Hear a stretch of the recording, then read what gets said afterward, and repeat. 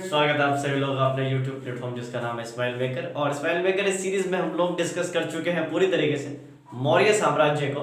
मौर्य साम्राज्य के पतन के बाद किस किस तरीके से अन्य साम्राज्य का उदय हुआ, जिसमें शुंग वंश, कर्ण वंश और आंध्र सातवाहन है।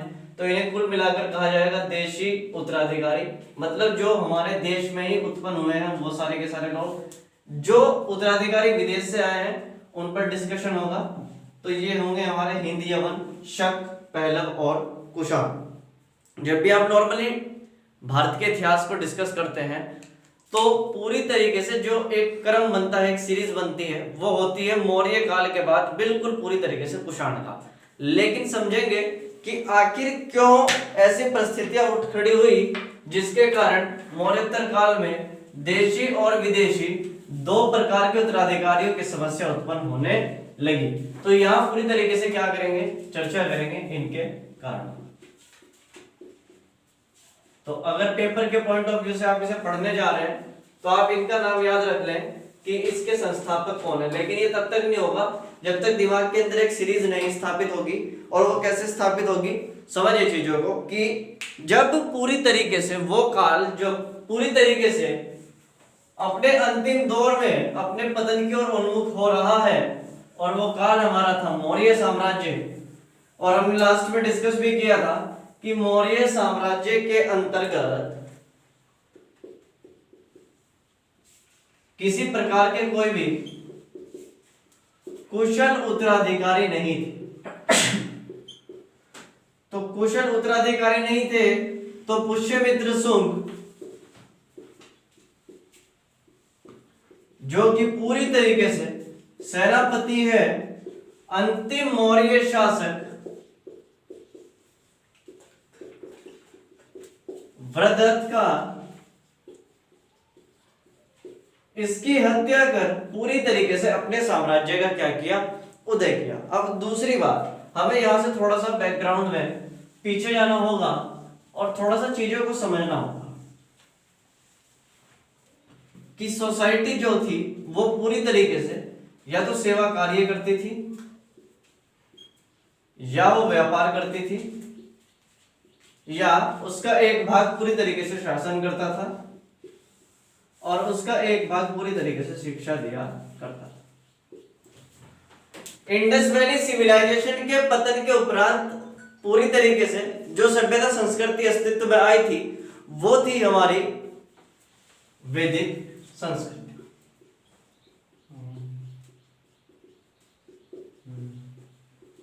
उत्तर वैदिक काल तक आते आते इस वैदिक संस्कृति के अंतर्गत अगर कोई बच्चा पहली बार इसी वीडियो से लेक्चर को देख रहा है तो चीजों को समझिए कि हम लोगों ने भारत के इतिहास की शुरुआत की आज से लगभग 5000 साल पहले। तो 5000 साल पहले हमने इंडस वैली सिविलाइजेशन के रूप में किसी साम्राज्य को खड़ा किया था।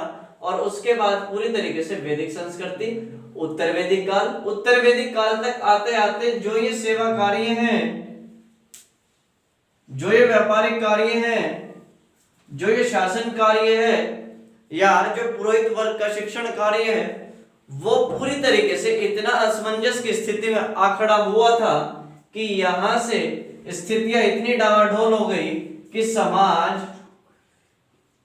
और धर्म दोनों में सुधार की आवश्यकता हुई। और इसीलिए हमने सामाजिक धार्मिक सुधार आंदोलन खड़ा कर दिया। दूसरी बात यह थी कि इनमें सर्वाधिक बल जो मिला था वो था जैन और बौद्ध। मगध साम्राज्य के उत्कर्ष से लेकर मौर्य साम्राज्य के पतन तक जिस सभ्यता संस्कृति का विलोपन हुआ वो थी पूरी तरीके से वैदिक संस्कृति। अभी तक सेवा कार्य कौन कर रहा है, शूद्र। और अगर शासन कार्य भी ये करने लगे तो पूरी तरीके से मामला, चाहे वो कर्म आधारित हो सोसाइटी का वर्गीकरण, चाहे वो जन्म आधारित हो सोसाइटी का वर्गीकरण, तो उसमें जो है डामाडोल स्थितियां उत्पन्न हुई कि सेवा कार्य करने वाला वर्ग चला गया शासन कार्य तक। क्योंकि जब मौर्य साम्राज्य के संस्थापक चंद्रगुप्त मौर्य के जातिगत या वर्ण व्यवस्था की बात करते हैं तो इतिहासकारों ने खूब लिखा उस पर, और खूब लिखकर ये दर्शाने की कोशिश की गई कि जो शासन करता था उस समय का वो पूरी तरीके से कौन था? शूद्र। एक बात ये कि अगर शासन और सत्ता में इसके आ जाने से जैन और बौद्ध धर्म फलने फूलने लगे, जैन और बौद्ध धर्म पूरी तरीके से संरक्षित है, संरक्षण मिलने लगा, तो अब एक बात बताओ कि सोसाइटी का जो ये आदमी है ये तो बहुसंख्यक है, और बहुसंख्यक वर्ग ने जिस धर्म को अडॉप्ट कर लिया वो या तो जैन है या वो पूरी तरीके से बौद्ध है, या कुल मिलाकर गए कि वो जो धर्म है वो पूरी तरीके से क्या है? आपका बौद्ध है। अब जब संरक्षण इस धार्मिक गतिविधि को मिलने लगा, इस कहे कि पूरी तरीके से इस धर्म को संरक्षण मिलने लगा और आगे के जितने भी उत्तराधिकारी थे वो बौद्ध धर्म का प्रचार प्रसार करने लगे, तो अब ये जो बहुसंख्यक वर्ग का चंदा था, दान था, वो सारा का सारा किन मठों में? बौद्ध मठों में। बौद्ध मठों में आने के कारण अब ये जो पुरोहित वर्ग था, ब्राह्मण, इसका तो ह्रास हो गया ना भाई। अभी देवी देवता के नाम पर डराकर आपसे ठगने वाला जो वर्ग था, हालांकि वो ब्राह्मण ना भी हो तो बात चलेगी, लेकिन जो एक वर्ग था पूरी तरीके से वो अब विलोपन में आ गया कि जितना भी बहुसंख्यक वर्ग का जितना भी दान दक्षिणा था वो चला गया किसके पक्ष में? बौद्ध धर्मों के। और बौद्ध धर्मों में आने से बौद्ध धर्मों के मठों का क्या होने लगा? विकास होने लगा, और बौद्ध मय दुनिया या बुद्धत्व का इतना विकास होने लगा कि आसपास के देशों तक अशोक या उसके उत्तराधिकारियों ने पूरी तरीके से संरक्षण दे दिया, और ये कह दिया गया कि इंडिया के आसपास के जो क्षेत्र हैं वो भी बुद्धिज्म को अडॉप्ट करें।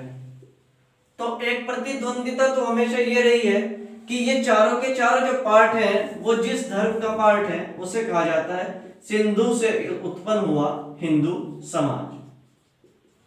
अब इसकी अपनी अलग प्रतिद्वंदिता है, इसकी अपनी अलग प्रतिद्वंदिता है, इसका अलग कंपटीशन है, तो इसका अलग कंपटीशन है, मतलब चारों में कुल मिलाकर एक अलग किस्म का कंपटीशन। दूसरी बात ये कि जब आप एक समाज के रूप में या एक धर्म के रूप में सनातन या वैदिक सभ्यता को स्थापित कर रहे हैं, तो वैदिक सभ्यता का विलोपन किसके कारण हुआ? बौद्ध धर्मों के या जैन धर्मों के। तो अब धर्मों की प्रतिद्वंदिता किनके साथ चली गई? या तो बौद्ध धर्म के साथ चली गई या जैन धर्म के साथ चली गई। हुआ भी यही, शासन और सत्ता में जिन लोगों ने पुरजोर शासन और सत्ता को स्थापित किया वो लोग पूरी तरीके से जैन और बौद्ध धर्म को संरक्षण देने लगे। जैन और बौद्ध धर्म को संरक्षण देने के कारण जो पूरी तरीके से विकास हुआ वो बौद्ध मठों का हुआ, और यहाँ तक जो दान दक्षिणा अभी तक जाया करता था, यज्ञ और हवनों में जो चीजें एकत्रित हुआ करती थी इस समाज से या इस व्यापारी समाज से या शासक वर्ग से, अब वो पूरी तरीके से वहां जाने क्या हो गई? बंद हो गई। तो पूरी तरीके से कुल मिलाकर जो स्थिति आ खड़ी हुई अंत तक, तो वो पूरी तरीके से ग्राफ जो हो गया हमारा डाउन। अब ये ग्राफ इतना डाउन हो गया कि ब्राह्मण जो पुरोहित वर्ग है, जो नियम कायदे कानून बनाता है, स्थापित करता है, वो खुद व्रतरथ की सेना में क्या कर रहा है? सेनापति के रूप में कार्य। अब जब वैदिक सभ्यता संस्कृति, वैदिक शिक्षा या कहें तो वैदिक फिलोसफीज का विलोपन होने लगा, या कुल मिलाकर कहे कि बौद्ध धर्मों के साथ जब प्रतिद्वंदिता बढ़ने लगी या जैन धर्म के साथ जब कंपटीशन अच्छा खासा होने लगा, तो इसी सेनापति जो पूरी तरीके से ब्राह्मण होने के नाते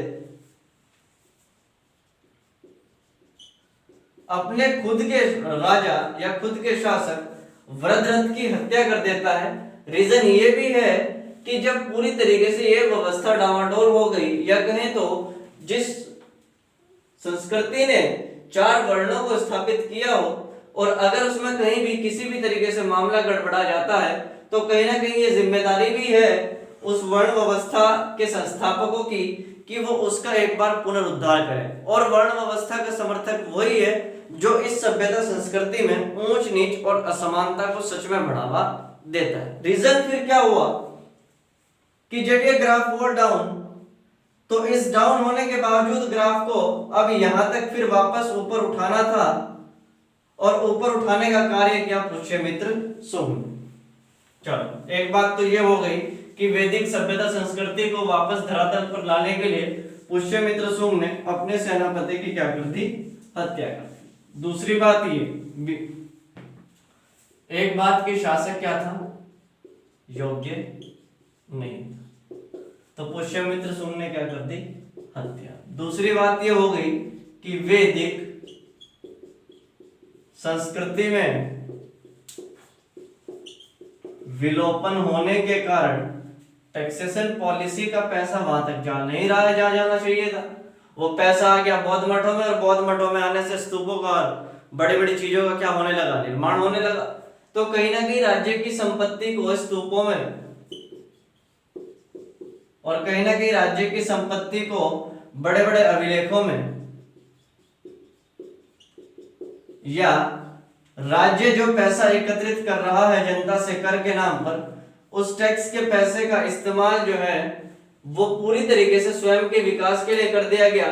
तो अब व्यवस्था को पुनः एक बार स्थापित करने के लिए वैदिक सभ्यता संस्कृति अपने पुराने रूप में लौट आई, और ये लौटने का काम किया किसने, पुष्यमित्र सुंग। साम्राज्य का खड़ा हुआ, ब्राह्मण साम्राज्य।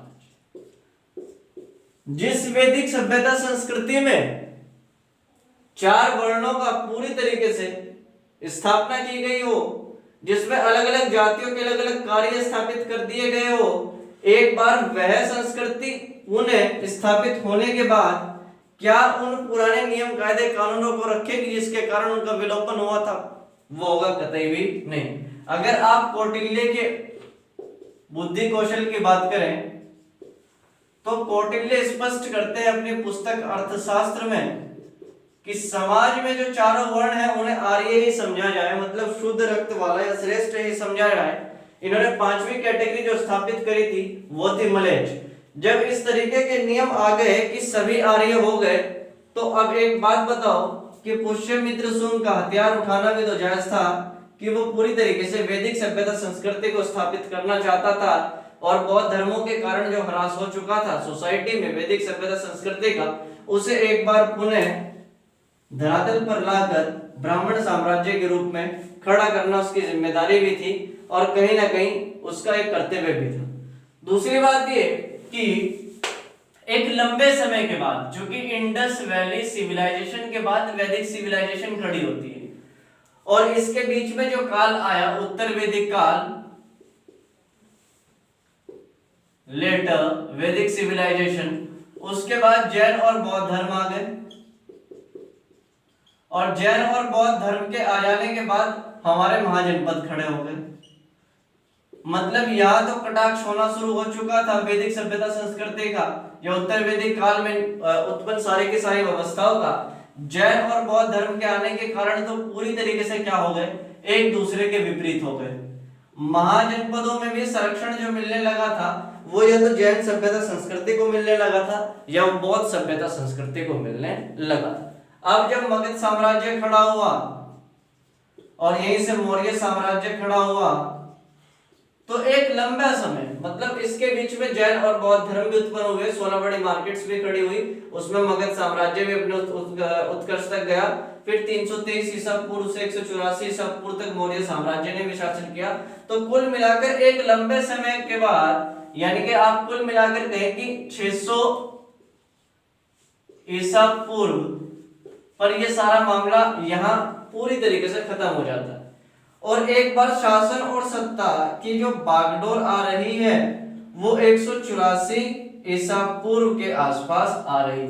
तो 600 ईसा पूर्व और 184 ईसा पूर्व, मतलब एक लंबा समय काल है, एक ऐसा समय जो पूरी तरीके से क्या कर देता है, वैदिक सभ्यता संस्कृति या उत्तर वैदिक सभ्यता में जो नियम जटिल हुए थे पूरी तरीके से उनका विलोपन कर देता है। और चूंकि कट्टर ब्राह्मण होने के नाते पुष्यमित्र सुंग ने वे यही किया कि अपने ही शासक या राजा को मारकर पूरी तरीके से अपने साम्राज्य को स्थापित किया। और एक बार पुनः यहां से जो स्थिति उत्पन्न हुई वो पूरी तरीके से यहां से वापस जाकर कहां चली जाएंगी, या तो वैदिक सभ्यता में या उत्तर वैदिक सभ्यता।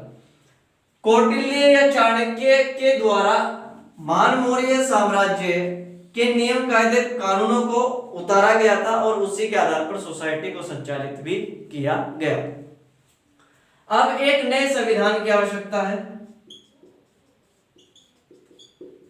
तो इस नए संविधान में नियम कायदे कानून पहले जैसे तो होंगे नहीं सोसाइटी के लिए, क्योंकि इससे पहले तो सोसाइटी में क्या हो रहा है कि पूरी तरीके से जो आम जन के लोग हैं उन्हीं की भाषा में उनके सारी की सारी चीजों को प्रचारित और प्रसारित किया जा रहा है, सारी की सारी चीजें उनके पक्ष में दी जा रही है। और उनके पक्ष में देने के कारण उन्हें हवा इतनी मिल गई कि उन्होंने पूरी तरीके से धर्मों को ही क्या कर दिया, पूरी तरीके से नकार दिया। और धर्मों को नकारने का मतलब है कि भिक्षा आपके घर तक आएगी नहीं, और भिक्षा अगर नहीं आएगी तो आपकी सामाजिक, आपकी आर्थिक, आपकी राजनीतिक और आपकी सांस्कृतिक गतिविधियां पूरी तरीके से दांव पर लगी है। तो आपको अपने सामाजिक स्थिति में भी ऊपर आना है। अर्थव्यवस्था तो बिल्कुल ठप ही हो गई, क्योंकि चंदा तो अब दान दक्षिणा तो उतना खास अच्छा खासा रह नहीं गया था बौद्ध और जैन धर्मों का विकास होने के कारण।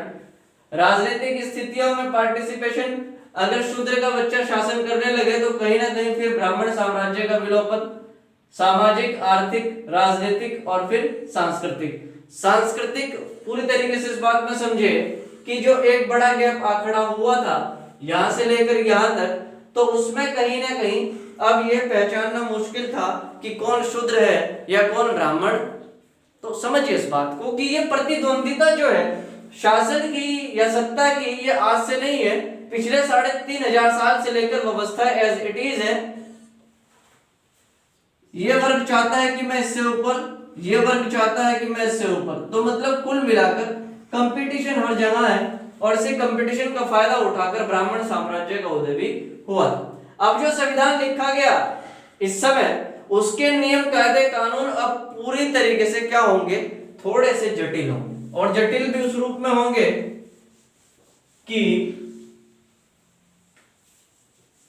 अब ये जो पूरी तरीके से समाज के सबसे निम्न वर्ग को शासन और सत्ता में आने का मौका मिल चुका था, अब उसे भी कहीं ना कहीं निम्न स्थिति में लाने की पुरजोर कोशिश की जाएगी। तो नियम कायदे कानून एक बार फिर खतरनाक तरीके से स्थापित, और पुस्तक का नाम होगा मनु स्मृति। तो मतलब ब्राह्मण साम्राज्य का संविधान है ये। उस समय जो ब्राह्मण साम्राज्य उठ खड़ा हुआ था उसका संविधान ही है। और इस ब्राह्मण साम्राज्य के अंतर्गत 3 राजवंशों का उदय हुआ। नंबर 1 शुंग, नंबर 2 कर्ण और नंबर 3 आंध्र सातवाहन। मैं यहां किसी सोसाइटी को ना तो पूरी तरीके से क्रिटिसाइज कर रहा हूं और ना ही पूरी तरीके से मैं किसी चीज का पक्ष ले रहा हूं। आप आज भी फील करिए कि अगर सोसाइटी के अंदर भेदभाव है और आप खड़े हैं 21वीं शताब्दी में YouTube जैसे बड़े प्लेटफॉर्म को लेकर, तो ये बात भी तो है कहीं ना कहीं कि सोसाइटी में आज भी कहीं ना कहीं भेदभाव जैसी स्थितियां भी। अगर भेदभाव ना होता तो सुप्रीम कोर्ट कब का कह चुका होता कि आर्टिकल 15, आर्टिकल 16 या आर्टिकल 14 की कोई खास आवश्यकता रह नहीं गई। समानता, स्वतंत्रता, बंधुत्व, अब ये सारी की सारी चीजें स्थापित हो चुकी हैं और अब हमें पूरी तरीके से उन सारी चीजों का विलोपन कर देना चाहिए जो संविधान निर्माताओं ने उस समय इसलिए रखा कि सारे के सारे इतिहास की कड़ियों को पूरा निचोड़ कर जो व्यवस्थाएं लाए गए या जिन व्यवस्थाओं का प्रतिपादन या स्थापना की गई, वो सारे के सारे खड़ी किस पर थी कि असमानता के विरुद्ध उस सारे के सारे समानता। ब्राह्मण साम्राज्य का जब उदय हुआ तो नियम कायदे कानून कठोर किसके लिए होंगे? नीचे के 3 वर्णों के लिए या नीचे के सबसे नीचे वर्ण के लिए। तो जाहिर सी बात है कि नीचे के तीनों वर्णों के लिए, चाहे वो क्षत्रिय भी क्यों ना हो,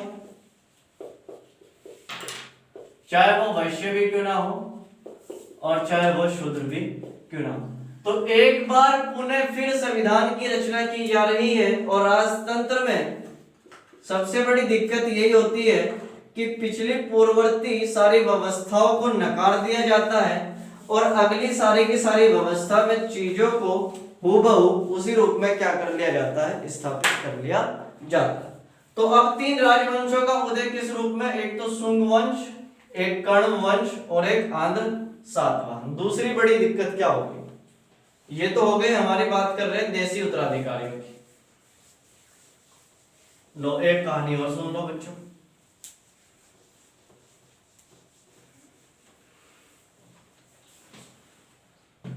मैंने कहा ब्राह्मण वो है जो समाज को शिक्षित कर रहा है, क्षत्रिय वो है जो समाज में शासन कर रहा है आज भी, और वैश्य वो है जो समाज में व्यापार कर रहा है, और शूद्र वो है जो समाज में सेवा कार्य दे रहा है। और अगर इसी क्रमानुसार पूरी की पूरी सभ्यता को डिवाइड किया जाए तो मैंने पिछली पूर्ववर्ती कक्षा में बताया था कि आज का नरेंद्र मोदी, आज का पूरी तरीके से शासन और सत्ता में बैठने वाले लोग सारे क्षत्रिय होंगे, चाहे वो एससी हो, चाहे एसटी हो, चाहे ओबीसी हो। और फिर ये संकल्पना स्थापित हुई कहां से है दिमागों के अंदर कि कोई जनरल कैटेगरी चला गया, कोई एससी चला गया, कोई एसटी चला गया, कोई ओबीसी चला गया। मतलब इनकी कहीं ना कहीं वर्गीकरण की आवश्यकता पड़ी होगी, तभी तो चार वर्ण तो पिछले 3,500 सालों से हैं और आज भी है। लेकिन जब जब दांव लगा, जब जब स्थितियां विपरीत हुई, तब तब पूरी तरीके से एक व्यवस्था ने दूसरी व्यवस्था को चुनौती देकर पूरी तरीके से अपने आप को क्या किया है, स्थापित करने की पूरी कोशिश की है। दूसरी बात ये कि ये सेंटर है, ये केंद्र है। सेंटर की सत्ता में जब तक अशोक है या अशोक के बाद के एक दो उत्तराधिकारी तक तो मामला ठीक ठाक है, लेकिन सेंटर की सत्ता में जब अशोक नहीं है तो सेंटर तो कुछ इस तरीके का होगा ना, मतलब कुल मिलाकर सेंटर तो है ही नहीं। लेकिन ये जो आहार है, जो ये चक्र है, जो ये मंडल है, जो ये खारवटिक है, जो द्रोणमुख है, या कुल छोटे छोटे ग्राम हैं, वो सारे कुछ इस तरीके से होंगे। दूसरी बात ये, सोसाइटी में अहिंसा स्थापित करने वाले मौर्य साम्राज्य के लोग, और मौर्य साम्राज्य ने अहिंसा स्थापित करने के कारण क्या कर दिया, बाहर से विदेशी विदेशी आक्रांताओं को या विदेशी लोगों को भारत में वाणिज्य व्यापार करने की दे दी छूट। अब एक बस्ती विदेशियों की है, एक बस्ती विदेशियों की है, एक बस्ती विदेशियों की है, एक ये और एक ये भारत में क्या कर रहे हैं, व्यापार। भारत में व्यापार कर रही हैं विदेशी ताकतें, विदेशी शक्तियां। और इन्हें रास्ता मिला था कब, जब सिकंदर भारत आकर वापस चला गया, क्योंकि 4 बड़े जलमार्ग और 4 बड़े स्थल मार्गों की खोज कर कर वो तो वापस चला गया, लेकिन यूनानी, ईरानी, तुरानी, ये सारे के सारे लोग आकर क्या करने लगे, भारत के अंदर व्यापार। भारत के अंदर व्यापार अच्छा खासा तब तक चलता जब तक सेंटर की सत्ता कमजोर ना होती। अब सेंटर की सत्ता जैसे ही कमजोर हुई तो यार एक बात बताओ, अगर यही लोग सेंटर में घुसने की कोशिश करने लगे तब क्या करोगे? यही हिंद, यवन, पहलव, यही शक, यही कुषाण अगर भारत की सेंटर की सत्ता में घुसने की कोशिश करेंगे तो फिर तो मामला अति गंभीर होगा। दूसरी बात ब्राह्मण साम्राज्य के उदय की ये रही कि उसने कभी भी सेंटर पर ध्यान नहीं दिया, और अगर सेंटर पर ध्यान भी दिया है तो अपने अपने समाज की सामाजिक और आर्थिक स्थितियों को ऊंचा उठाने के लिए भूमियों को कर मुक्त कर दिया। मतलब ये जैसे कांग्रेस सरकार आई सत्ता या शासन में तो अपने सारे मंत्रिमंडल को ये कह दिया गया कि भाई लो जो करना है कर सकते हो। बीजेपी सरकार जैसे ही आई उसने कहा अपने लोगों को कि भैया जैसा करना है ऐसा कर लो। सेंटर अगर मजबूत हो तो दिक्कत नहीं है, लेकिन सेंटर अगर कमजोर हो और भूमि को कर मुक्त कर दिया जाए, टैक्स ना देना पड़े इन भूमि पर,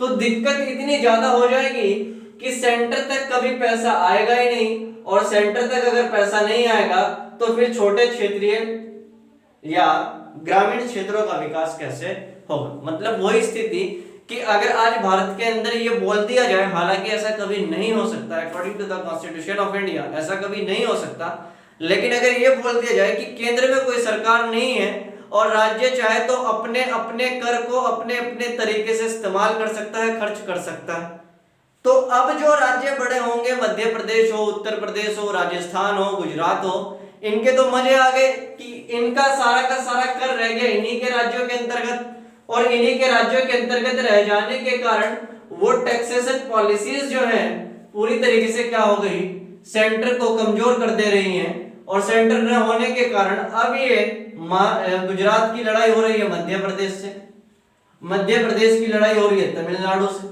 तमिलनाडु लड़ रहा है कहीं बिहार के साथ, बिहार लड़ रहा है उत्तर प्रदेश के साथ, उत्तर प्रदेश लड़ रहा है जम्मू कश्मीर के साथ, तो आपसी संघर्षों में पूरा का पूरा तामझाम भी उड़ा डाला। मतलब न केवल केंद्र की सत्ता कमजोर कर डाली, क्षेत्रीय शासकों को भूमि कर मुक्त कर देने के कारण, या टैक्स जब कर मुक्त कर दिया कि कर नहीं देना है सेंटर को, तो पूरी तरीके से ये हुआ कि आपसी जो संघर्ष थे वो ज्यादा बढ़ने लगे और लोगों पर अत्याचार इन लोगों का बढ़ने लगा। इसी का फायदा उठाकर अगर सेंटर की सत्ता में कोई विदेशी ताकत बैठ जाए और विदेशी ताकत इन छोटे छोटे टुकड़ों पर आसानी से विजय प्राप्त कर ले, तो कहीं ना कहीं भारत के अंदर मौर्य साम्राज्य के बाद अगर कोई ताकत अच्छी खासी खड़ी होगी तो वो या तो ब्राह्मण साम्राज्य के रूप में, देशी उत्तराधिकारियों के रूप में, टॉपिक जहां से स्टार्ट हुआ था उसी की बात कर रहे हैं,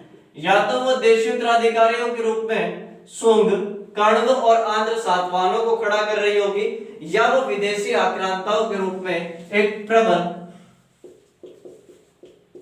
शासक या एक प्रबल शासन कुषाण वंश को खड़ा कर रही होगी। तो समझिए कि कर मुक्त कर देने से भूमियों को, और कर मुक्त इन भूमियों को कहा जाता है ब्रह्मदेव। मैं फैक्चुअल डाटा के माध्यम से चर्चा करूंगा, लेकिन आप केवल फिलहाल एक कॉन्सेप्ट के हिसाब से समझ ले कि मौर्य साम्राज्य के विघटन के बाद की स्थितियां इतनी खतरनाक हो गई कि हमारे लोग, और ये हमारी दिक्कतें आज से नहीं है, पिछले कई हजार वर्षों से है कि हमारे लोग पड़ोसी से इतने दुखी हैं कि वो चाहते हैं कि उसका भी उठाकर अपने घर में ले आए। दिक्कतें इतनी है, समझिए। और ये आपसी संघर्षों की लड़ाइयां भारत को इतना मतलब खा गई कि यहाँ बार बार विदेशी आक्रांता आकर इनके ऊपर शासन करने लगे। अभी ना तो ये इस्लामिक है और ना ये पूरी तरीके से किसी प्रकार से अपने धर्मों को पूरी तरीके से थोप रहे हैं भारत के ऊपर। तो फिर इन विदेशी आक्रांताओं को मौका कौन दे रहा है? अगर पुष्यमित्र शुंग चाहते या शुंग, कर्ण वंश और आंध्र वंश ये सारे ही चाहते तो भारत में सेंटर की सत्ता को बनाए रख सकते थे, लेकिन ये खुद आपसी संघर्षों में इतने डूब गए कि पूरी तरीके से विदेशी आक्रांताओं को आकर ये कहना पड़ा कि भैया वाणिज्य व्यापार तो तुम कर सकते हो, लेकिन कहीं ना कहीं शासन तुम्हारे बस की बात नहीं है। दूसरी बात ये कि ब्राह्मण का काम भी नहीं है शासन करना, तो शासन की कड़ियां पड़ गई ढीली, तो ये काम तो क्षत्रिय का था। तो क्षत्रिय अगर पूरी तरीके से आएगा तो वो तो शासन सत्ता को अच्छा खासा चला सकता है, संचालित कर सकता है उस समय के हिसाब से, लेकिन आज तो राजनीति में हर आदमी क्या करना चाहता है? पार्टिसिपेट करना चाहता है। तो इन विदेशियों को मौका देने वाले कौन लोग? हम। क्यों? क्योंकि हमने केंद्र को क्या कर दिया? कमजोर, और अपने भाई बंधुओं को हमने इतनी भूमि फ्री कर दी, टैक्स में फ्री कर दिया सारी चीजों को, कि हमारे पास टैक्सेशन पॉलिसी क्या हो गई? पूरी तरीके से ठप। हमारी टैक्सेशन पॉलिसी अगर ठप हो गई तो हमारा व्यापार क्या हो जाएगा? ठप। हमारा व्यापार अगर ठप हो जाएगा तो हमारे देश के अंदर किसकी समस्या उत्पन्न होगी? बेरोजगारी। बेरोजगारी अगर आएगी सोसाइटी के अंदर तो कहीं ना कहीं आर्थिक और सामाजिक गतिविधियां डावाडोल होगी। आर्थिक और सामाजिक गतिविधियां डामाडोल, तो कहीं ना कहीं इसी के माध्यम से धर्म का भी क्या होगा, विलोपन। यानी कि यदा यदा ही धर्मस्य ग्लानि, तो जिस धर्म को उखाड़ फेंका है बौद्ध धर्म को, एक बार पुनः वो स्टैंड लेगा। और पुनः स्टैंड लिया कुषाणों के रूप में कि कुषाण जब आए वो भले ही विदेशी थे लेकिन भारत की धरती को भारत के धर्मों के हिसाब से चलाया, और उस धर्म के हिसाब से चलाया जिस धर्म ने सोसाइटी को पाठ दिया हो अहिंसा। तो मतलब समझिए कि ये सारा तामझाम खड़ा करने वाले हम हैं, और हम अपनी आपसी प्रतिद्वंदिता में, चाहे ब्राह्मण के रूप में, चाहे वैश्य के रूप में, चाहे क्षत्रिय के रूप में, और चाहे शूद्र के रूप में, तब से लेकर आज भी प्रतिद्वंदित है, और मतलब आगे भी भविष्य में प्रतिद्वंदिता चलती रहेगी। तो यही आपसी संघर्ष यहां तक तो ठीक थे 4 वर्णों तक, लेकिन फिर धर्मों में कि हिंदुइज्म लड़ रहा है बुद्धिज्म से, और बुद्धिज्म लड़ रहा है आपका जैनिज्म से, जैनिज्म लड़ रहा है सिखिज्म से, और सिखिज्म लड़ रहा है इस्लाम से। तो मतलब आपसी प्रतिद्वंदिता फिर किस में चले गई, धर्मों के अंदर। तो एक धर्म चाहता है कि मैं शासन करूं, एक वर्ण चाहता है कि मैं शासन करूं, एक शासक चाहता है कि मैं शासन करूं, और एक विदेशी आक्रांता चाहता है, एक विदेशी व्यापारी चाहता है कि मैं शासन करूं। अब इस मैं की भावना का कहीं भी कोई तोड़ नहीं है, और ये मैं की भावना जब तक स्थापित नहीं हो जाती तब तक ये मैं की भावना किसी की भी विलोपन नहीं होगी। जैसे ही शासन और सत्ता में मैं करते करते पूरी तरीके से कुषाण आकर स्थापित नहीं हो गए, तब तक ये सारी की सारी व्यवस्थाएं डावाडोल रही, और डावाडोल होने के कारण पूरी तरीके से एक बार पुनः सारी व्यवस्था को एज इट इज उसी रूप में खड़ा कर दिया गया जिस रूप में मौर्य साम्राज्य ने खड़ा किया। तो समझिए कि आपसी संघर्षों ने हम लोगों ने आपसी संघर्षों के कारण विदेशियों को भारत की भूमि पर क्या किया है, पूरी तरीके से एक निमंत्रण दिया है कि आइए और हमारे यहाँ शासन करिए। तो मतलब कहीं ना कहीं हमारी बुद्धि कौशल कला उस रूप में कभी भी काम नहीं आ पाई कि हम भारत के ऊपर अच्छा खासा शासन करते, और अगर इतना अच्छा खासा शासन हमारा रहता तो फिर शायद 1206 ईस्वी में कभी भी इस्लाम को भारत के अंदर आगमन की अनुमति ना होती। तो समझिए कि किस तरीके से हमने खुद के पैरों पर कुल्हाड़ी मारकर शासन और सत्ता में हमेशा विदेशियों को चाहा है, और यही आपसी फूट, आपसी संघर्ष भारत के पतन का कारण भी बने। तो कहां तो सोने की चिड़िया थी, और कहां वो सारे के सारे पंख भी अब उड़ गए। शासन और सत्ता में 2 रूपों में वर्गीकरण अगर किया था हमने शुरू में, तो एक तो था देशी उत्तराधिकारी,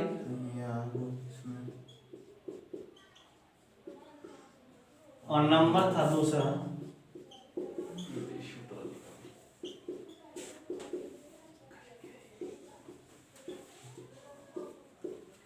देशी उत्तराधिकारियों में ब्राह्मण साम्राज्य पूरा का पूरा,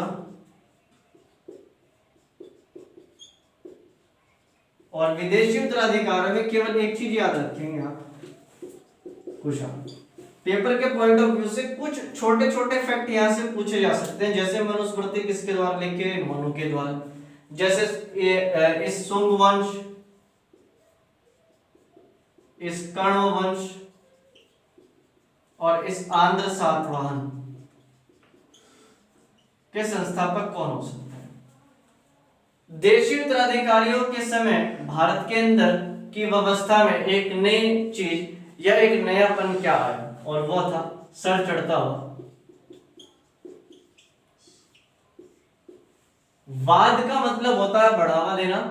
सामंत का अर्थ समझ लें, भूमि के एक बहुत बड़े भाग पर एक आदमी का एकाधिकार ही सामंत है, और यही सामंतवाद भी कहीं ना कहीं भारत की स्थितियों को कमजोर करने में पूरी की पूरी स्थितियां क्या कर देता है, गड़बड़ा देता है। क्योंकि अगर ये उस समय का भारत है और ये उस समय के सामंत हैं,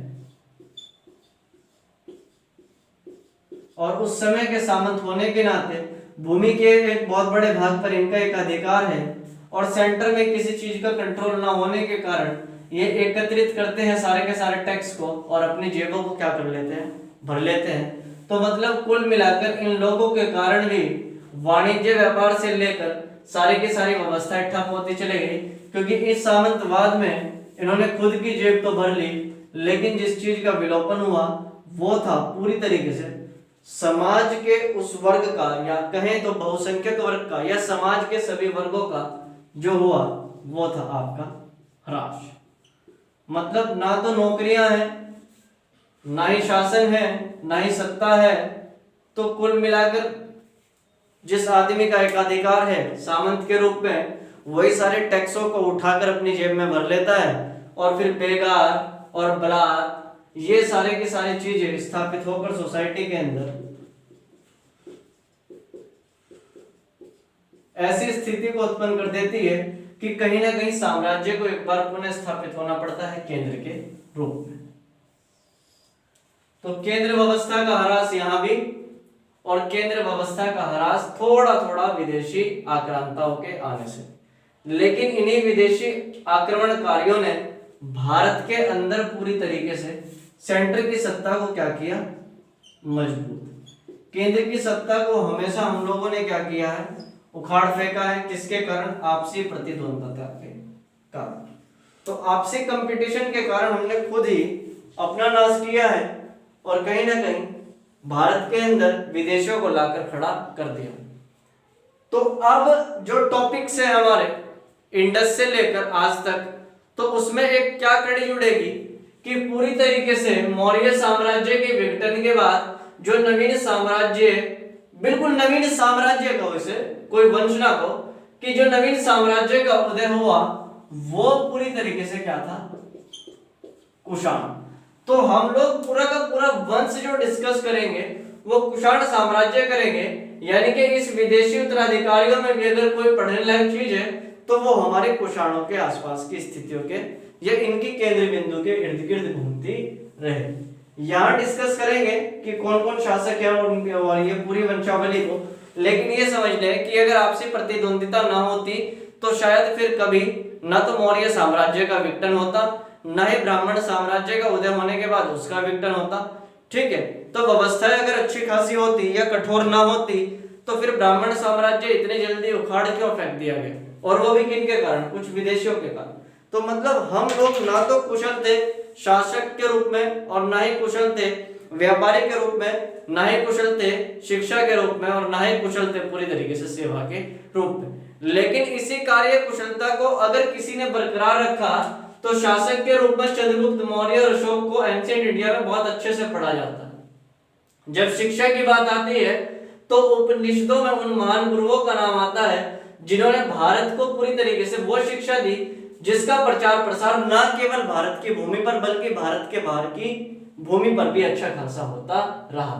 गौतम बुद्ध वो आदमी है जिन्हें इंटरनेशनल लेवल पर भारत के अंतरराष्ट्रीय स्तर पर पहचान बनाने वाले बुद्ध पहले व्यक्ति हैं दुनिया में।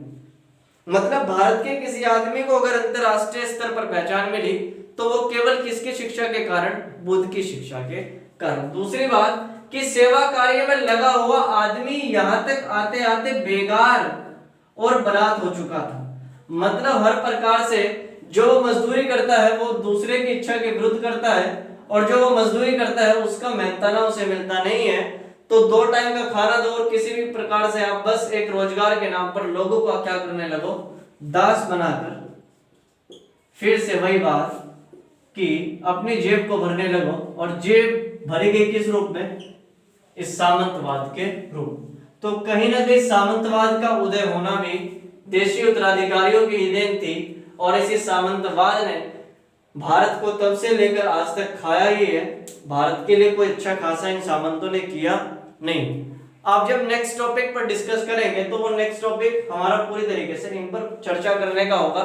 ये तो कॉन्सेप्ट समझ ले आप कि चीजें किस तरीके से घटित होती हैं। अगर कंपटीशन ना होता तो शासन सत्ता भी नहीं होती। तो फिर आज इस लेक्चर को यहीं पर विराम देते हैं। अगर समझ में कुछ भी नहीं आया हो तो भी कोई दिक्कत नहीं है, और अगर समझ में अच्छे से आया हो तो भी कोई दिक्कत नहीं है। तो आज के लिए अलविदा, फिर मुलाकात करते हैं अगले टॉपिक के साथ, लेकिन उसमें कुछ फैक्चुअल कंटेंट भी होंगे जिसमें कुछ लिखने का कार्य भी होगा। तो आज के लिए इतना ही। जय हिंद, शुक्रिया, जय भारत।